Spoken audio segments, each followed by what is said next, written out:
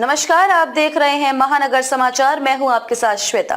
तो चलिए रुक करते हैं आज की बड़ी और प्रमुख खबर पर। शपथ लेने के बाद एक्शन मोड में सीएम रेखा गुप्ता। यमुना की सफाई पर लिया बड़ा फैसला। दिल्ली को अपना नया मुख्यमंत्री मिल गया है। पहली बार विधायक बनी रेखा गुप्ता को विधायक दल की बैठक में सीएम चुना गया। आज उन्होंने पद और गोपनीयता की शपथ भी ले ली और एक्शन मोड में नजर आ रही हैं।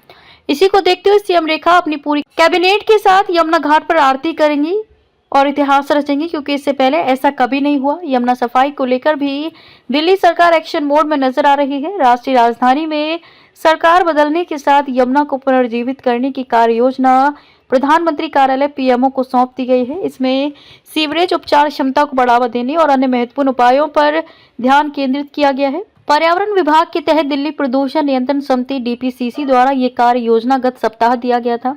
यमुना सफाई को लेकर एक्शन मोड में अधिकारियों ने बताया कि इस योजना में प्रमुख नालों को टैप करना, नए सीवेज ट्रीटमेंट प्लांट एसटीपी स्थापित करना, जेजे समूहों में जल निकासी प्रणाली को जोड़ना, सभी नालों को रोकना, सामान्य अपशिष्ट उपचार संयंत्रों सीईटीपी को अपग्रेड करना, बाढ़ के मैदानों से अतिक्रमण हटाना और रिवर फ्रंट का सुंदरीकरण करना शामिल है। कार्य योजना के अनुसार डीपीसीसी ने इस बात पर प्रकाश डाला है कि शहर में पल्ला से असगरपुर गांव तक यमुना के 48 किलोमीटर के हिस्से को सर्वोच्च प्राथमिकता प्रदूषित खंड के रूप में वर्गीकृत किया गया है। कार्य योजना में एक प्रमुख चिंता उच्च बायोकेमिकल ऑक्सीजन डिमांड बीओडी स्तर है, जो 3 मिलीग्राम प्रति लीटर के वांछित मानक से काफी ऊपर है। प्रदूषण पर कैसे लगेगा अंकुश? पानी की गुणवत्ता में सुधार के लिए कार्य योजना में 23 क्यूमेक्स 437 एमजीडी के न्यूनतम पर्यावरणीय प्रवाह ई फ्लो की आवश्यकता पर जोर दिया गया है।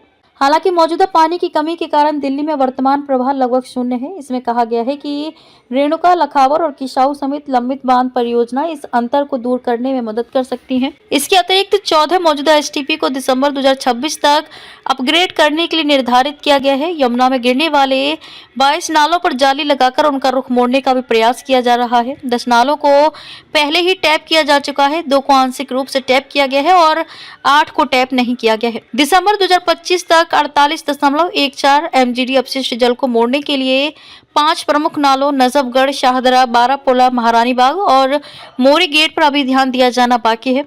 वर्तमान में 1799 अनाधिकृत कॉलोनियों में काम चल रहा है। अतिक्रमण की चिंता पर कार्य योजना में कहा गया है कि 31 महीने में 1500 एकड़ से अधिक बाढ़ के मैदान को साफ किया गया है। ड्रोन सर्वेक्षण से इसे और हटाने में सहायता मिल रही है। दिल्ली विकास प्राधिकरण डीडीए को नदी तटीय क्षेत्रों को बहाल करने, जैव विविधता पार्क विकसित करने और निर्माण मलबे को हटाने का काम सौंपा गया है।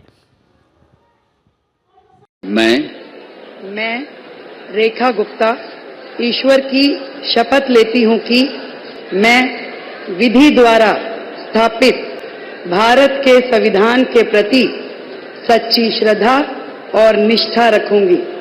मैं भारत की प्रभुता और अखंडता अक्षुण्ण रखूंगी। मैं मुख्यमंत्री के रूप में अपने कर्तव्यों का श्रद्धापूर्वक और शुद्ध अंतःकरण से निर्वहन करूंगी तथा मैं भय या पक्षपात, अनुराग या द्वेष के बिना सभी प्रकार के लोगों के प्रति संविधान और विधि के अनुसार न्याय करूंगी।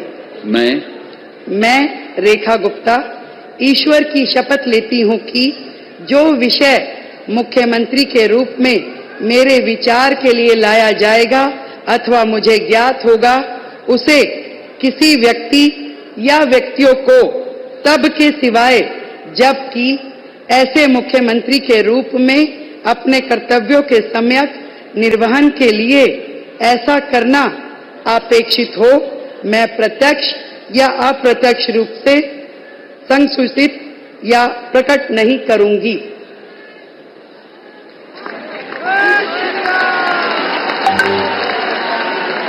खबर के अंत में खबरों में अब तक के लिए बस इतना ही। फिर होगी आपसे मुलाकात ऐसी ही बड़ी किसी खास खबर के साथ। तब तक के लिए नमस्कार और देखते रहिए महानगर समाचार।